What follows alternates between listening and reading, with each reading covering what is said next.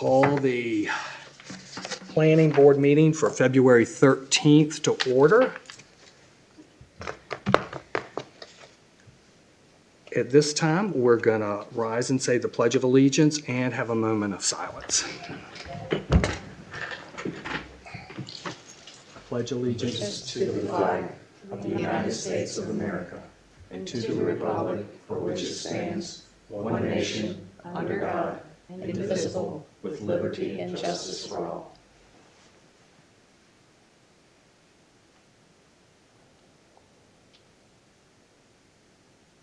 Thank you.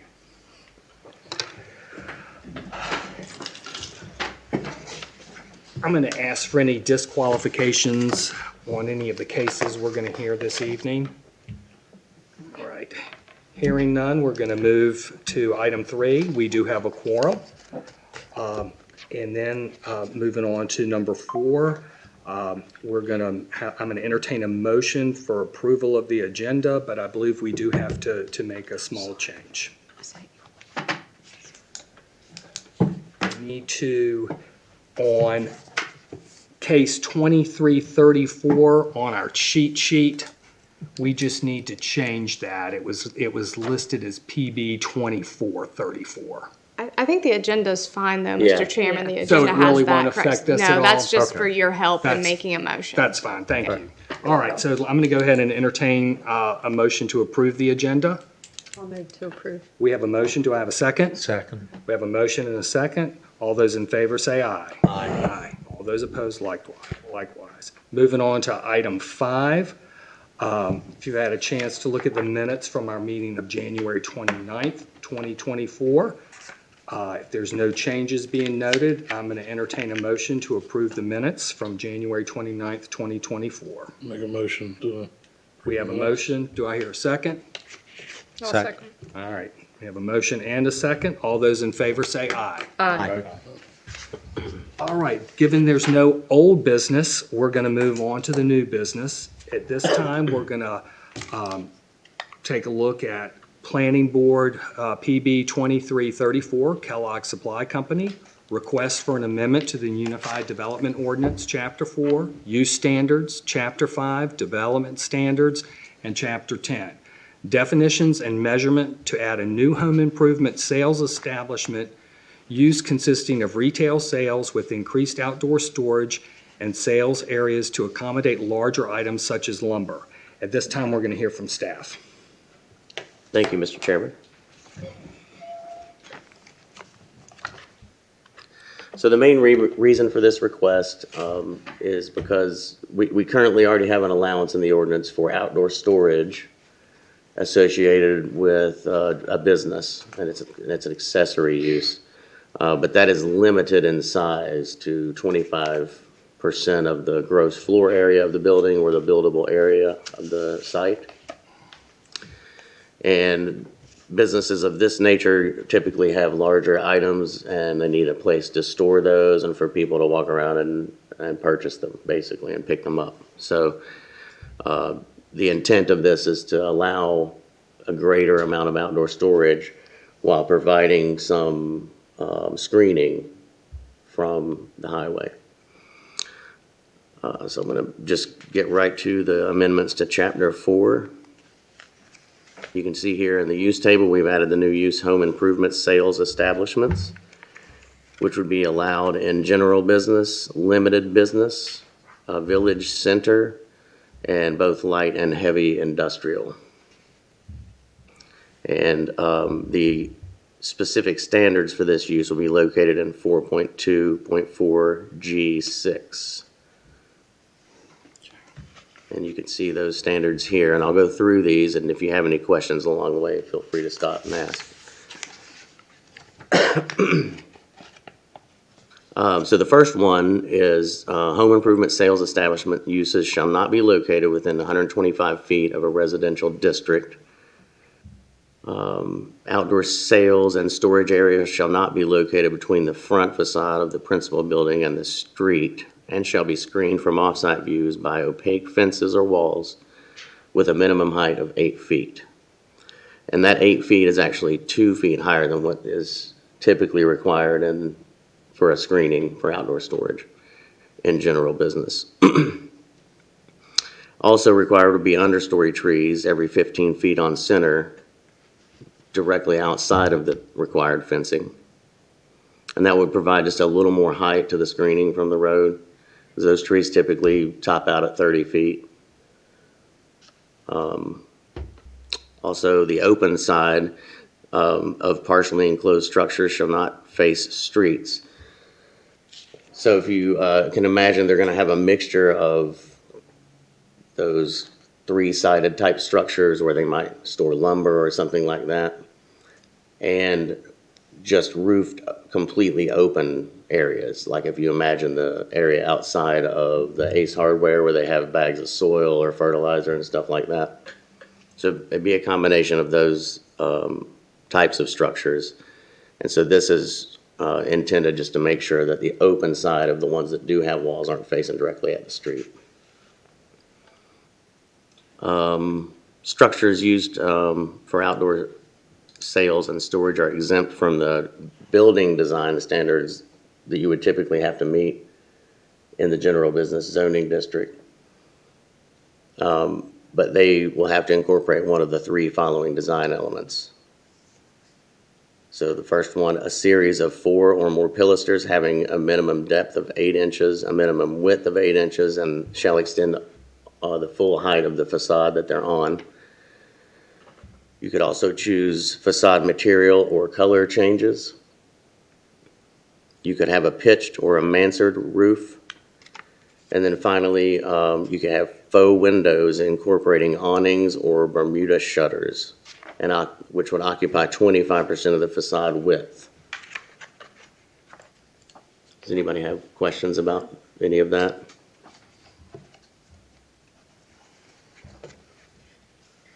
Okay.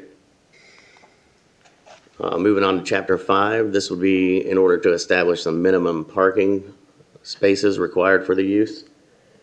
It would start with 1 space per 300 square feet of floor area, and that is in line with, you can see just above there, normal retail sales uses. That's the same.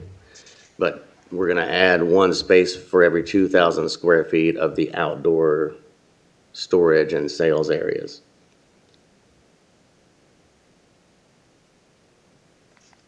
And finally, Chapter 10, rules and measurements. We are basically just describing the use.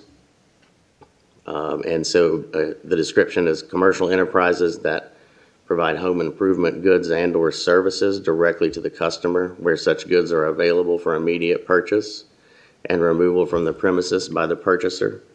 A portion of the use is engaged in the sale and or storage of home improvement materials, supplies, and equipment, while a portion of the use is engaged in retail sales of such goods and or services. A limited area may be utilized for outdoor sales and storage, covered unheated spaces that may or may not have walls, protect large item and other sales areas from the elements. And then we list some examples of the use type, including home improvement goods and services, hardware, rope, fencing, building materials such as lumber, piping, and other lawn and garden materials, including plantings, bagged fertilizer, bagged mulch, bagged feed, paver, blocks, etc.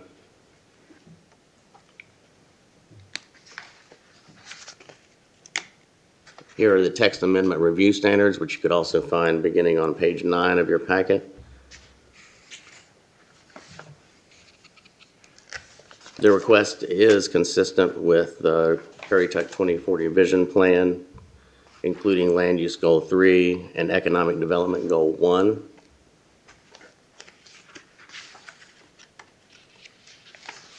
And staff recommends approval of the requested text amendment because it is in conformance with the general purpose and intent of the Unified Development Ordinance and is consistent with the goals, objectives, and policies of the Imagine Currituck 2040 Vision Plan, including Land Use Goal 3 and Economic Development Goal 1. And I'd be happy to answer any questions that you have. Any questions for staff?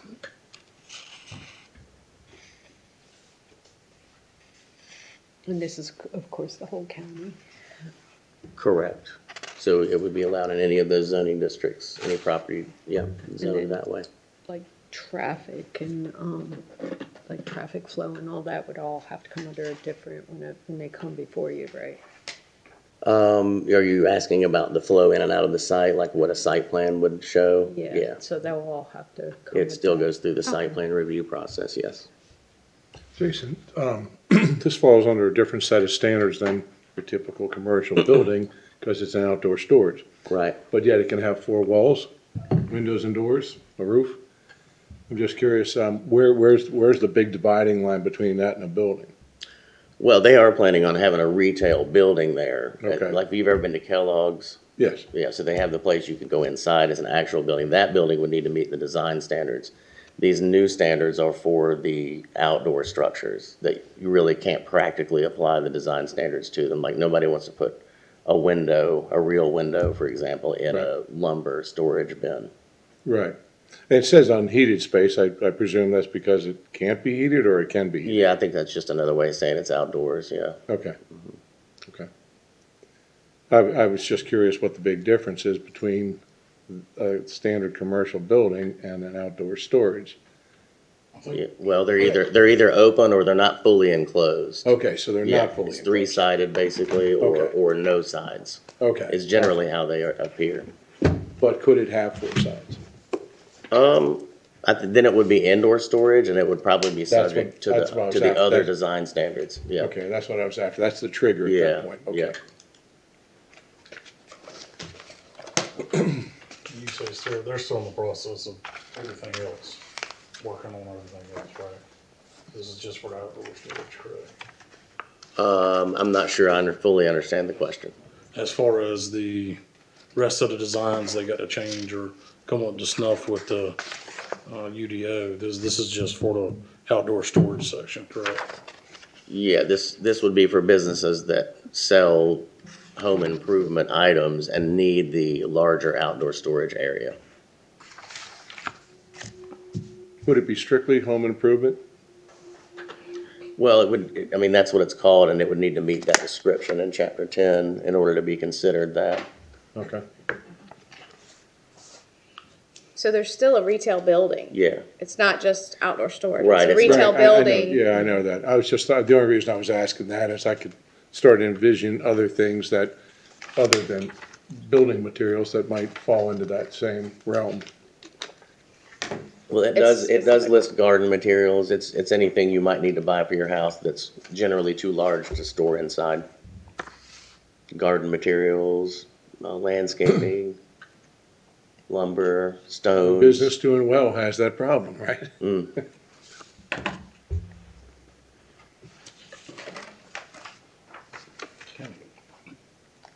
Any more questions, guys? Okay. At this time, has anyone signed up to speak on this case? No one has? Okay. The applicants are here, though, I Yeah, believe. if you guys You wanna want to hear come from up, them? just come up and state I your thought name you- and you address. called again. Yeah, this guy looks familiar. Second meeting in a row there. Hey, good evening, Chairman, members of the board. I'm Michael Strader, engineer with Glyvin Associates, the engineer of record for this zoning text amendment submitted before you this evening. We have multiple members for the applicant available, Kellogg Supply Company. Obviously, we understand that this is a zoning text amendment, so it applies countywide, as Jason has explained. So we've tried to work with staff to carefully craft this language so that some other applicant doesn't come in, you can't, basically it controls what that major site plan can introduce. So I think it's, without me having to even say it, that this particular applicant is obviously going to provide you with a very attractive site plan. And you all see that once we get to a point where we have a major site plan that's submitted to the planning staff, and it'll be reviewed thoroughly administratively. And there'll be lots of state permits associated with it. But we can't get to that point without this particular use being approved. So at the moment, their proposed use is not allowable on this property. only a retail use, which some small piece of their business is a retail use, but they need a new definition. So that's why we're here. And yes, a lot of it is outdoor storage, but a lot of it is large item. And for example, if we were to submit a major site plan, even if that stuff was allowed, it would require so many parking spaces because we'd have to park at that retail use. So all the accessory buildings, outdoor storage, the retail, we'd have to park one space for 200 square foot, and you wouldn't want that many parking spaces. But we're all here, so if you have any questions as you're looking at it and deliberating, feel free to inquire with us. What are they currently doing for the outdoor space? How is it currently handled? On this particular site? Yes. Or on, well, Yeah. so, I mean, I don't know if we even, so if we wanted to get site specific, this zoning text amendment is intended because the applicant has a property that they have a contract and they want to do this site, and it's probably existing non-conforming use. I mean, because there's a lot of outdoor storage that's already there that I don't think would be a permitted use today. So I don't think if someone were to move in right now, I don't think they could utilize all those facilities without getting another use permit.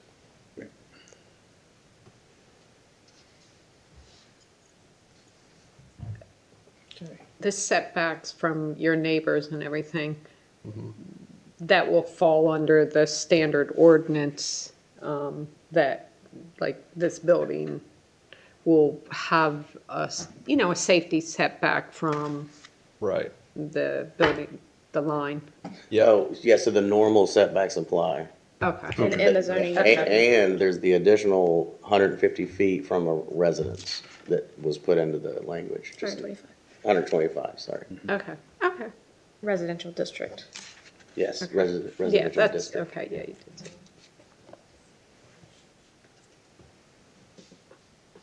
I mean, to your question, Tom, it's not allowed. That's why they're asking for it to be an allowable use. Okay. So right now, it's a quandary trying to handle this. Correct. Gotcha.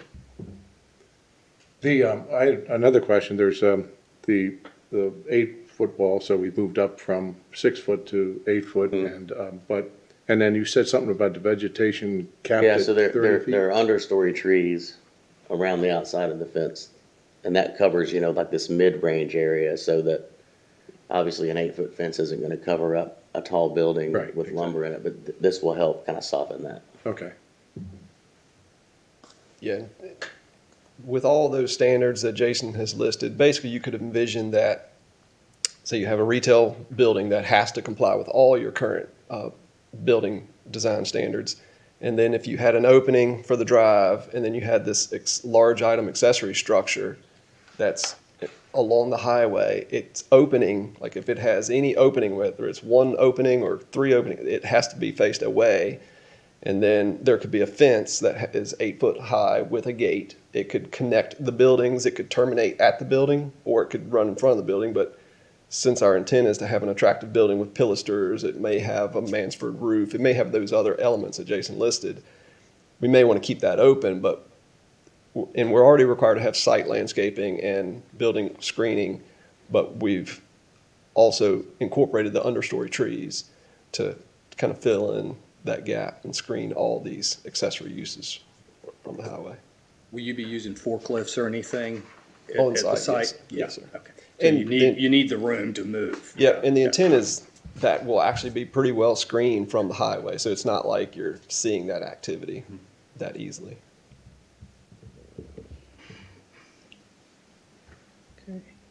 Any more questions? Nope. Thank you. Appreciate it. All right, well, we can discuss the case between ourselves if we have any comments or questions to discuss. If not, I'll open the floor for a motion. I move to recommend approval of PB 23-34 Currituck County text amendment because the request is in conformance with the general purposes and intent of the Unified Development Ordinance and is consistent with the goals, objectives, and policies of the Imagine Currituck 24 Vision Plan, including Land Use Goal 3 and Economic Development Goal 1. Second. We have a motion and a second. Second? Another second? All those in favor? Yeah, Mr. Corbell snuck one in there. So, Oh, did he? yeah, he did. He did. All right. Yeah, he wins. So Race you next we time. have a, Mr. Hurley can have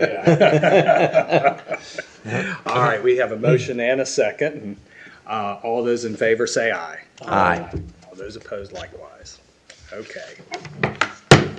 Motion passes. Moving on. Item number 2 under new business, PB 2304, Currituck County. Request for an amendment to the Unified Development Ordinance, Chapter 1, General Provisions, and Chapter 3 Zoning Districts to increase the minimum side setbacks for principal structures in Corolla from 10 feet to 15 feet. Thank you, Mr. Chairman. As you probably saw in your staff report, this request was initiated by the Board of Commissioners. This has been discussed over the past several years, if I remember, among the board, concern about increasing the setback requirement in Corolla. And actually, there was a subdivision, a portion of Pine Island Plan Unit Development that incorporated a 15-foot side setback through their amended sketch plan process, which this board probably did not see, as that was an evidentiary hearing, and you guys don't do those, but I just wanted to let you know that it was willingly done by an applicant for creating a new subdivision in Pine Island in Corolla, which is part of a planned unit development. When the board was discussing this over the years, a lot of times the topic that came up was fire protection and having additional separation between large structures that are being built in Corolla. Then, most recently, at the retreat of October 4th and 5th of last year, there was a little bit more discussion about the fire protection, as well as specifically in the off-road area, just a thought of potentially reducing the area of the buildable area for, potentially conservation or siting of utilities where there's regulations about having wells separate from septic systems, and that it might make sites easier to site those elements on the site. And again, just keeping the structures farther apart. And so that's why this particular text amendment is before you this evening. So as you can tell, this amendment will apply to plan unit developments in the county, and all the plan unit developments in the county are in Corolla. So there's no other legacy plan unit developments in the county. There's some planned developments, but that's different than a planned unit development. So you can see that in this section of the ordinance in Chapter 1, Section 1.8.6, we've struck through the minimum side setback of 10 feet, and we're including a 15-foot side setback in the PUDs. We're doing the same. This is in the SFO, which is a single-family residential Outer Banks district, so the residential areas of the paved road portion of Corolla is captured in this particular table. And you can see here that we're striking through the 10 and adding the 15-foot setback there. And then finally, in the off-road area, the SFR zoning district, we're doing the same thing, striking through the 10-foot minimum side setback and including a 15-foot side setback. And in your staff report, there's some information about, just generally the purpose of setbacks and why they're useful. Then there's some provisions in the ordinance related to the general purpose and intent for you to review, as well as some definitions, which I didn't put these definitions in the PowerPoint, but I think we'll just go over those real briefly. So there's a definition in the ordinance in Chapter 10 of side setback. So the side setback is the area of a lot where no building may be permitted that extends from the edge of the front setback line to the edge of the rear setback line and projects inward into the lot from an interior lot line. So that's your side setbacks on the sides. If you have a funky shaped lot, it's still on the sides. Then I think it's important to discuss the accessory use setback definition, because this change will not apply to accessory use setbacks. So sheds, pools, decks, things like that. It's just the principal structure that it's going to apply to. And you can see here that accessory use setback is defined as the minimum required distance between a side or rear lot line and the closest portion of an accessory structure or accessory use area. And you can see that here in these tables, there it's 10 feet for the accessory uses. It's also implemented the same way in the PUD areas. I just keep going. Any questions so far? Now, this just applies in Corolla, Corolla. not up in the sand in Corova or anything. Oh, it does. SFR is the off-road area. And Yes. we have PUDs up there? No. PUDs are in Corolla in the paved road portion. Right. So basically, the paved road portion of Corolla has a base zoning district of SFO, which is single-family Right. Outer Banks. Right. And then the areas where there are PUDs, like Pine Island, Currituck Club, Mm-hmm. they have a PUD overlay, which is Okay. subject to the master plan. Okay. So when you look at implementing this side setback increase in Corolla, Mm-hmm. if you're doing it Corolla-wide, paved road and off-road area, then you have to include PUDs, the regular There's none up there, single-family okay. residential zoning, as well as the off-road area Okay. zoning. So that's how we're incorporating Corolla with this change. Okay. Okay. Which is a clarification. Corolla extends all the way from that Virginia line all the way Right. up almost to Duck, right? Correct, yes, Right. from the county line to the Virginia line. Right. That's when I say Corolla, that's what I mean, but it does include the off-road area and the paved road area, Okay. and that was part of the discussion. Okay. What made this come forward here? What was it that generated this language? So the work session of October that was recently held by the Board of Commissioners on the 4th and 5th. It's been discussed in the past, and I'm not sure that direction was given to bring forth the language, but I know that it was given in that work session. Okay, The but direction was given from the Board of Commissioners. Right. And it stemmed from just generally in the paved road portion of Corolla wanting to see that greater setback for this larger residential structures that we're seeing to get more separation between them. And then just with the talk about the off-road area and the growth in the off-road area, and just felt like that would also be applicable in that area, because you are also seeing some larger structures in the off-road area as well. But this would apply to any structure. When would that take effect, Jenny? Well, that's something we can discuss tonight. So, the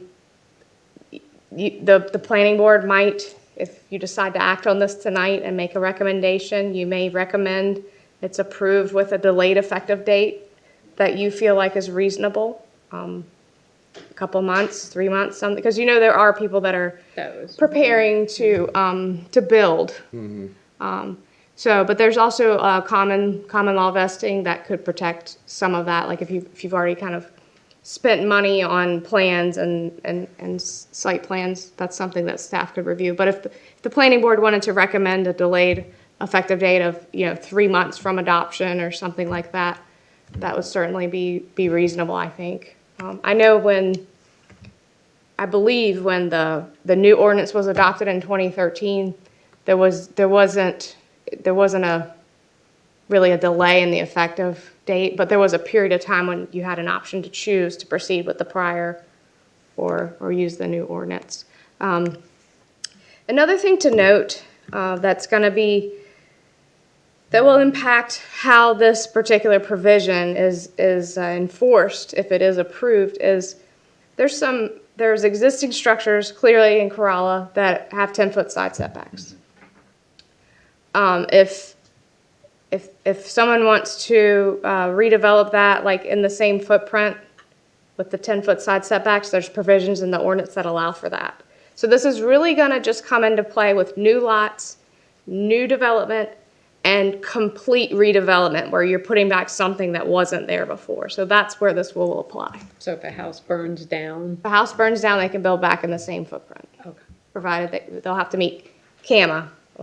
So maybe not in the same footprint, but for the zoning ordinance, it Right, would be, okay. but you'd have to meet the Coastal Area Management Act requirements, flood requirements and things like that. Okay. But the way our zoning ordinance is set up, that would permit you to rebuild a single-family dwelling in the same footprint. It's interesting because most of your associations now, some of the areas you mentioned in Corolla have minimum size house or minimum size square footage of a house. So on some of the more challenging lots, this could create some situation for those people to still fit it within when you take that 10 feet away. But it sounds like some of these things you're willing to talk about, but you can't, there's no variance to this after it's enacted, is there? It's not Not like, for new development, no. If Right, it's right. enacted, that is the setback right, for new okay. development and new lots. Well, I'm talking about existing developments where there's lots already in there, but, Right, so a lot that's not been built on yet, like a vacant lot in an Right. existing development, this will apply to new development on that lot. Okay. Yes.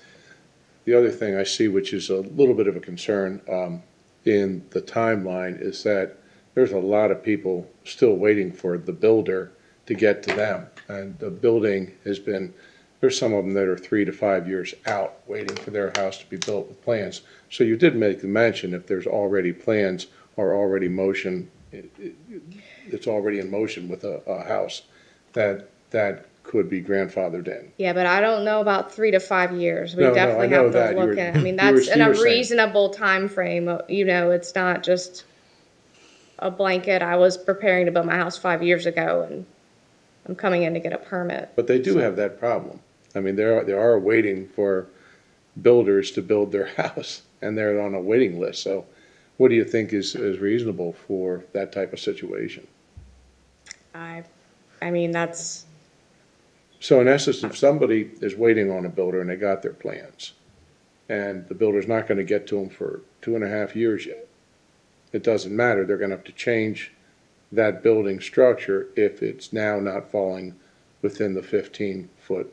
yeah, It's It could only an potentially additional get a, 5 um, feet. It's not right. 15 feet. It's just in a 5 extra feet. so it's that 5 are on being- each side, so Total 10 10 feet. total. Okay. So, I mean, there's an ability to apply for a zoning permit potentially, which would be good for, I believe, a year before it expires. So there's options to come in and get some permitting and try to get some vesting.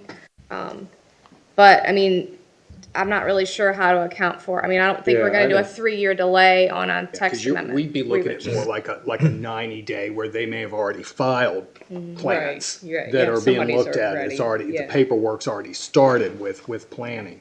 And you had said before, Jenny, this is a safety issue too, as well as fire equipment and room for them to maneuver. That's part in of between the buildings. reason for Yeah. the desire for this change.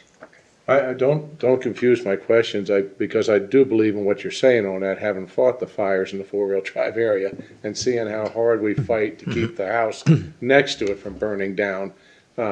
That's a tremendous effort, especially when both of them are pushing the 10-foot setback on the same side. And we've only got 20 feet to work with. It's really, really hard to keep the adjacent house from catching on fire. Yeah, it really does take a lot of effort. So I think even 10 feet's a tremendous help in that respect.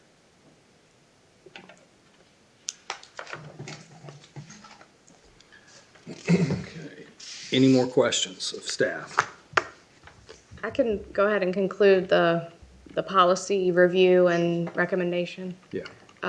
So obviously, you guys are very familiar with the review standards that are on the screen right now. So that's what you can think about when you're deciding whether to approve or recommend approval, denial, or add some conditions or changes. These are some of the land use goals, policies, objectives that may apply to the request. Land use goal 1 you see a lot, which is encourage development to occur at densities appropriate for their location and consider these factors, including environmentally suitable areas, soils, infrastructure, and compatibility and proximity of the site to existing and planned county services. Land use goal 2 talks about careful consideration of the design and location of intensive and potentially incompatible land uses to mitigate compatibility issues. that may apply when you're thinking about environmental quality, safety, scale. There's some policies general to Corolla that may apply, talking about, maybe not directly, but possibly indirectly. Just kind of want to expose you also to some of the policies in the plan so you're familiar with what's in the plan. Policy 1.8, ensure adequate provision of infrastructure, but avoid stimulating inappropriate intensive development in environmentally fragile and hazardous barrier island areas. Sorry about that.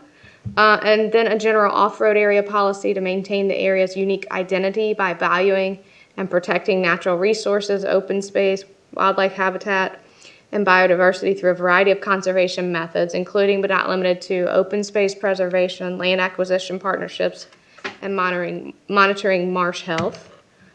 Some implementation actions that are potentially related to the request, and these come from the land use plan as well. Corolla Action 11, control growth in large residential structures by limiting square footage per unit per acre for new development. Corolla Act 13, evaluate ordinance and PUD standards to address development intensity by requiring building setbacks based on lot width, square footage, and or height. Then there's policies related to the off-road area, which is OGK, that's standing for off-road area, Gibbs Woods and Knott's Island. Action 6, evaluate the ordinance and PUD standards to address development intensity.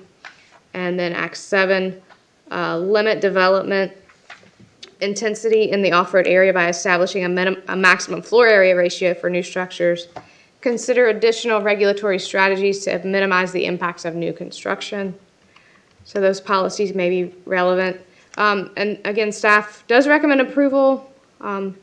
Careful consideration of this. I believe the text amendment is in conformance with the general purpose and intent of the UDO, and it's consistent with Imagine Currituck. And as we already discussed, the board may want to consider a delayed effective date with a motion.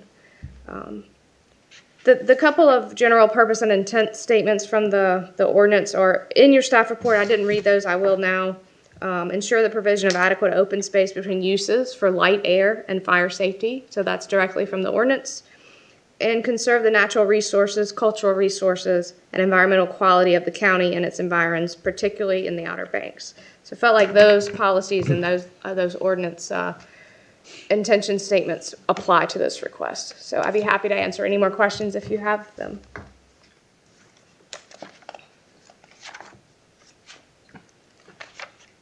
On the effective date, because we're gonna, it goes to the commissioners after this. So should we word it 60, 90 days after approval by the Board of Commissioners? Yes. Not from our standpoint? Right. Okay. Right. Okay.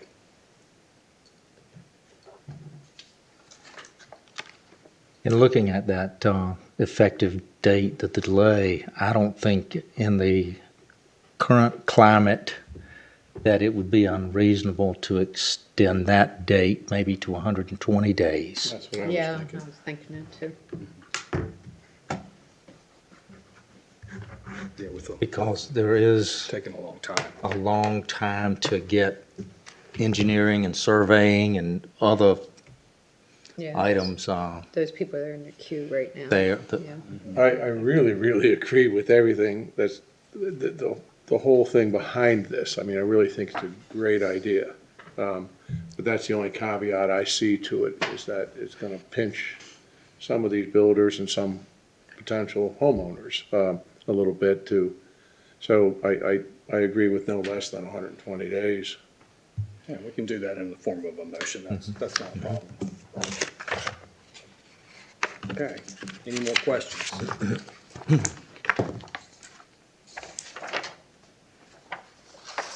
Okay, anybody signed up to speak on this case?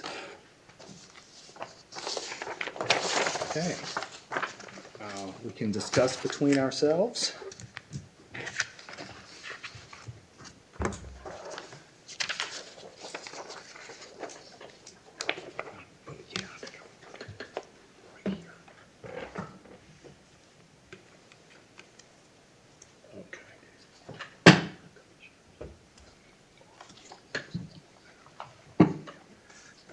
All right, hearing no discussion, I'm going to open the floor for a motion.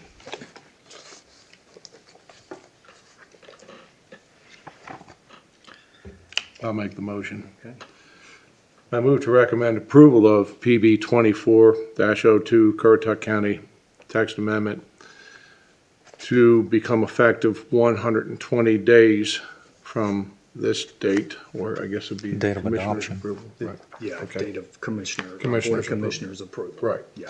Because of the request is in conformance with the general purpose and intent of the Unified Development Ordinance, and is it consistent with the goals, objectives, and policies of the Imagine Currituck 2040 Vision Plan, including implementation actions, COR Act 13 and OGK Act 6 and 7. Okay, we have a motion on the floor. Do I hear a second? I'll second it. I have a motion and a second. All those in favor say aye. Aye. Motion passes.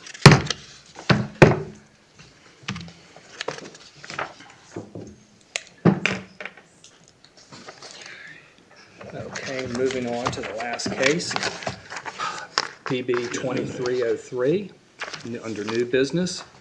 Request for an amendment to the Unified Development Ordinance, Chapter 3, zoning districts to increase the minimum lot size for conservation subdivisions in the single-family residential mainland zoning district from 25,000 to 30,000 square feet. We will hear from staff. All right, thank you.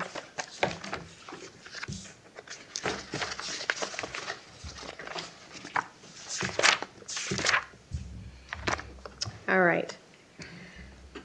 So this is another text amendment that is submitted by the Board of Commissioners. Again, discussion that occurred at those October 4th and 5th work sessions that were held. And you may recall that I believe it was around September, August, September, that time frame, you guys were seeing some text amendments related to subdivisions on the mainland. There was talk about density, whether wetlands should be included. There was a citizen-initiated text amendment that actually indicated that a request for increasing lot size to 45,000 square feet. So all that, it was not approved, but some elements of that was approved. So the board was looking at addressing, residential subdivision concerns on the mainland with those text amendments. And so after that, those text amendments were approved at that work session in October. The board has addressed or directed this text amendment to increase the minimum lot size in the residential zoning district on the mainland, which is SFM, from 25,000 to a minimum lot area of 30,000 square feet for a more rural feel. And so that's what you're seeing here tonight with this text amendment. It's just the one section of the ordinance with a strike through of the 25,000 square foot minimum lot area in the SFM zoning district, and including a 30,000 square foot minimum lot area in that zoning district. The densities stay the same. You may recall with the prior ordinance, front setbacks were increased, so you have a 50-foot front setback, which also kind of adds to that more rural feel. I believe right-of-ways were also increased at that time. And so this is just the board felt like they just wanted a little bit larger lots on the mainland in that zoning district. And so that's what you see here. Now, I did find a sample conservation subdivision on the mainland. It's called Sound Woods. You can see it's a little over 25 acres. There are 19 lots. I'm going to just make this a little bigger for you so you can see it a little better. I wanted to show you this because this does show a subdivision that has 30,000 square foot lot minimum. And you can see that most of these lots here are right around that 30,000 square foot size. There's one here that's 29,944. And then there's a couple lots that are a little bit larger over here. This was a conservation subdivision. I'll tell you the density here in a second. Density was 0.75 units per acre. and 40% open space. And then if you're ready for me to switch it, I've got an aerial that just kind of shows you the subdivision on the ground. Yeah. So you can see that there. I pulled this from Google Earth earlier today. Good. So that's what we're talking about. I couldn't find a sample subdivision that really just kind of had 25,000 square foot lots on the nose. Most have like 20,000, a little bit smaller. So I really couldn't find one of those to share with you this evening. But I did want to give you a visual on this one. Again, it's a text amendment, and you guys are very familiar with the review standards. Staff does feel that it's consistent with the ordinance as well as land use goal number 1. And staff recommends approval of the text amendment. And I'd be happy to answer any questions you might have. And I can go back to that subdivision if you'd like me to. Yeah, I like looking at that. That looks nice. Especially there, yeah. This is countywide, this is not just the mainland. It's here. just, no, it's just the residential, so the single-family residential mainland zoning district. Okay. Now, in Conservation agriculture, in agriculture, it's already has, the most recent changes, increased that to 30,000 square feet already. So this is just bringing the residential zoning up to the 30,000 square foot minimum. Yeah. So once again, the question of who's in the queue, meaning, are you looking at in the mainland residential, anything coming up now that, would be, that this will affect? Yeah, are there any platted I don't- conservation subdivisions at this point that are before you guys? That are coming through anything that we've accepted already as complete would track under the ordinance in place Okay. when it came in. And I don't recall having any Okay. pre-application conferences on subdivisions Mm-hmm. that this would impact recently. Yeah, the extra 5,000 really helps with people, and I don't see it in this subdivision, but, you know, a lot of people now are putting in pools. I'm amazed now how many people put in pools. And I'm also amazed how small some of them are. You know, just squeeze them into a backyard with septic tank lines. So this extra 5,000 square feet is gonna be nice if somebody wants to put in a larger pool and not have to worry about the lot coverage as much. Helps for the septic. Yeah. Yeah. Because if you look at this overhead, I think you can see the septic. If you look up at the upper, those are septic tank lines, aren't they? I would Those think. appear to be septic Yeah, tank lines, yeah. So you've got room. And here, Mm-hmm. Yeah, because you can't really go into the wetlands as a repair area like you can. In my subdivision, you can. There's it's not wetlands, but some of the areas you're allowed to add, if you need to do a repair area, you can add another line into the common area. in the open space. And then River's Right. Edge, That's yeah. river, yeah. Yeah, yeah. But it's not in the wetlands, but in some of the common areas. Yeah, and I don't believe you can do that now under the current ordinance. Yeah, it was set up that way initially. Jenny, just so I'm clear, this would apply to the Outer Banks, it does not. Just a Yeah, minute. What the is the- SFM zoning district is mainland, so SFM. Outer Banks is SFO, single family Outer Banks. What is the minimum there? SFR is remote, so What is that's the minimum offered. there now, Where? in the SFO? SFO? Yeah, But we're getting ready to have one come that, you know, from Corova, right? They were here last Right, time and right. that was similar to this conservation. Oh, so a change to the type Mm-hmm. of subdivision.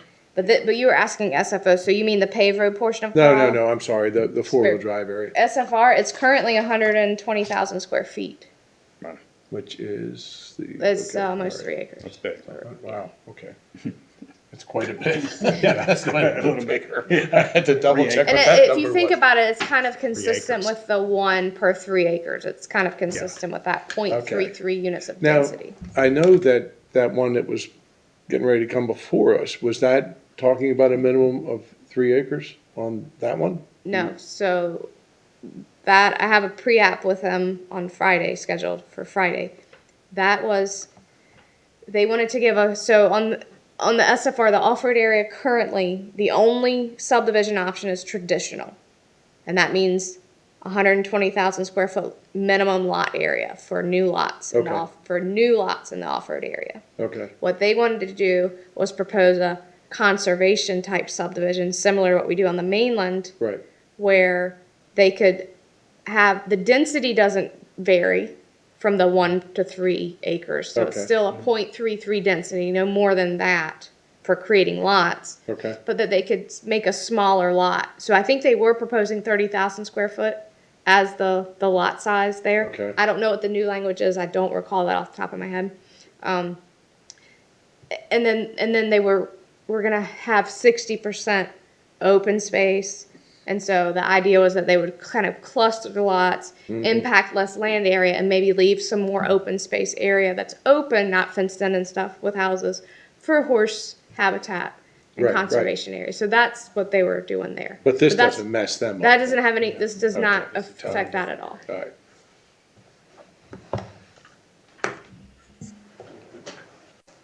I like the idea, actually. And you said in this subdivision, the open area was 40%? This is 40%, 40%. which is consistent with the current ordinance Okay, too, so that's what we're looking at. for that zoning The district. open area in here is essentially the wetlands, correct? Pretty much wetland. That's what they put in there. It's conservation, so I'm sure their theme was wetlands conservation. Didn't that just change, though? That you can't use the wetlands for the open area? Correct. Well, no, No, you can't use wetlands for your density calculation. oh, okay. Okay, Yeah, that may be tweaked. Okay. Has anybody signed up on this? I don't believe so. All right. Any more discussion? That's pretty cut and dry. All right. Hearing none, I'm going to open the floor for a motion. And I don't think we have to worry about a delay on this one. I think there's No, nothing no, I don't think so. pending or anything that would.